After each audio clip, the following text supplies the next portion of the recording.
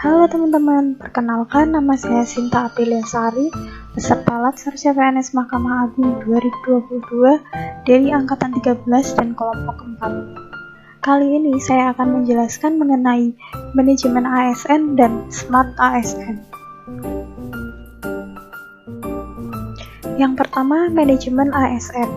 Manajemen ASN adalah pengelolaan ASN untuk menghasilkan pegawai ASN yang profesional, memiliki nilai dasar, etika profesi, bebas dari intervensi politik, bersih dari praktik korupsi, kolusi, dan nepotisme.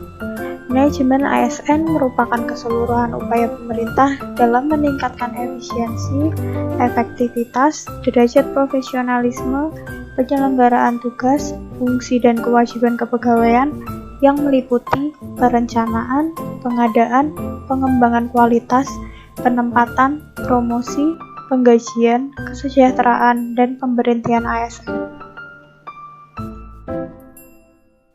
Fungsi dari ASN sendiri yaitu yang pertama, pelaksana kebijakan publik, yang kedua, pelayan publik, dan yang ketiga, perekat dan pemersatu bangsa. Berdasarkan jenisnya, pegawai ASN terdiri atas yang pertama, pegawai negeri sipil atau PNS, dan yang kedua, pegawai pemerintah dengan perjanjian kerja atau PPPK.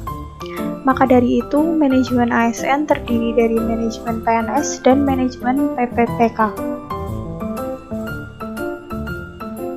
Manajemen PNS meliputi penyusunan dan penetapan kebutuhan, pengadaan, pangkat dan jabatan, pengembangan karir, pola karir, promosi, mutasi, penilaian kinerja, penggajian dan tunjangan, penghargaan, disiplin, pemberhentian, jaminan pensiun dan hari tua, dan perlindungan.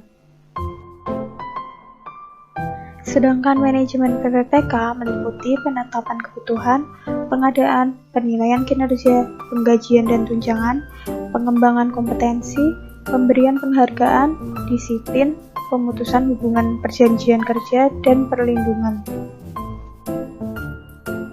Untuk PNS akan mendapatkan hak yang berupa pertama gaji, tunjangan, dan fasilitas, yang kedua cuti, yang ketiga jaminan pensiun dan jaminan hari tua, yang keempat perlindungan, dan yang kelima pengembangan kompetensi. Sedangkan hak PPPK yaitu yang pertama gaji dan tunjangan, yang kedua cuti, yang ketiga perlindungan, dan yang keempat pengembangan kompetensi. Di sini PPPK tidak mendapatkan jaminan pensiun dan jaminan hari tua. Itulah yang membedakan hak dari PNS dan hak PPPK. Selain hak, ASN juga memiliki kewajiban, yaitu yang pertama, setia dan taat pada Pancasila, Undang-Undang Dasar Negara Republik Indonesia tahun 1945, Negara Kesatuan Republik Indonesia, dan pemerintahan yang sah. Yang kedua, menjaga persatuan dan kesatuan bangsa.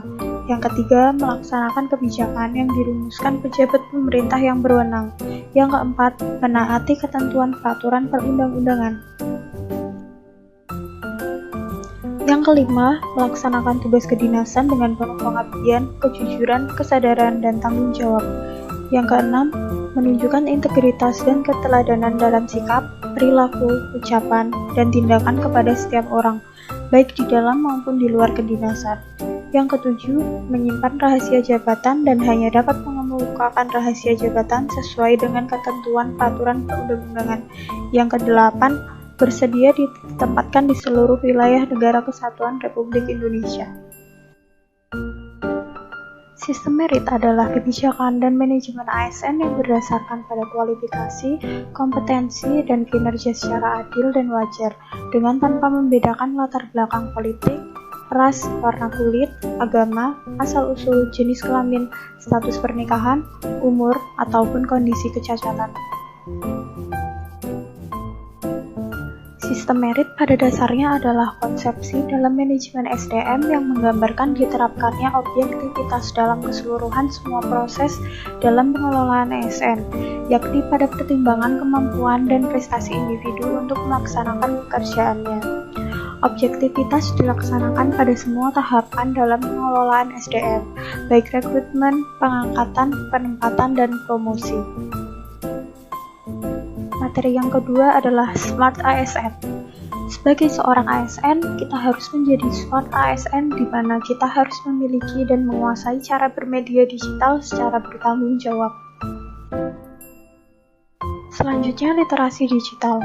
Menurut UNESCO, literasi digital adalah kemampuan untuk mengakses, mengelola, memahami, mengintegrasikan, mengkomunikasikan, mengevaluasi, dan menciptakan informasi secara aman dan tepat melalui teknologi digital untuk pekerjaan yang layak, dan kewirausahaan. Ini mencakup kompetensi yang secara beragam disebut sebagai literasi komputer, literasi TIK, literasi informasi, dan literasi media. Pemerintah akan mewujudkan Indonesia Digital Nation yang bermartabat, berkeadilan, dan berdaya saing, di mana semua aspek baik dari pemerintahan, masyarakat, dan ekonomi akan dibuat secara digital. Kemudian ada 4 kerangka kurikulum literasi digital yang harus kita miliki. Yang pertama adalah digital skill, yaitu kemampuan mengetahui, memahami, dan menggunakan perangkat keras dan piranti lunak TIK serta sistem operasi digital dalam kehidupan sehari-hari. Yang kedua, digital culture, yaitu kemampuan membaca, menguraikan, membiasakan, memeriksa, dan membangun wawasan kebangsaan. Nilai Pancasila dan Bhinneka Tunggal Ika dalam keseharian dan digitalisasi kebudayaan melalui pemanfaatan TIK. Yang ketiga, digital ethics, yaitu kemampuan menyadari, mencontohkan, menyesuaikan diri, merasionalkan, mempertimbangkan, dan mengembangkan tata kelola etika digital atau netiquette dalam kehidupan sehari-hari. Yang keempat adalah digital safety, yaitu kemampuan mengenali, mempolakan, menerapkan, menganalisis, menimbang, dan meningkatkan kesadaran perlindungan data pribadi dan keamanan digital dalam kehidupan sehari-hari. Kemudian, hak digital. Hak digital adalah hak asasi manusia yang menjamin tiap warga negara untuk mengakses, menggunakan, membuat, dan menyebarluaskan media digital. Hak untuk mengakses atau right to access, yaitu kebebasan mengakses internet seperti ketersediaan infrastruktur, kepemilikan dan kontrol layanan penyedia internet, kesenjangan digital, kesetaraan akses antar gender, dan penapisan dan blokir. Yang kedua, hak untuk berekspresi atau right to express, yaitu jaminan atas keberagaman konten, bebas menyatakan pendapat, dan penggunaan internet dalam menggerakkan masyarakat sipil. Yang ketiga, hak untuk merasa aman atau right to safety, yaitu bebas dari penyadapan massal dan pemantauan tanpa landasan hukum, perlindungan atas privasi, hingga aman dari penyerangan secara daring. Sekian presentasi saya, terima kasih.